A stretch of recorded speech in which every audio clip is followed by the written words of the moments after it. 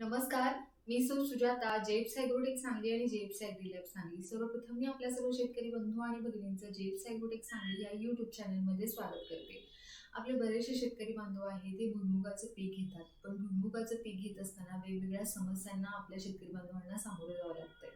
त्या समस्या कोणत्या? तर सगळ्यात महत्त्वाचं म्हणजे बऱ्याच वेळेला आपल्या पिकाची जोरदार वाढ होत नाही. त्याचबरोबर जी काही फुले येत आहेत तीही गळून पडतायत, फळांचं प्रमाणही कमी प्रमाणात दिसते.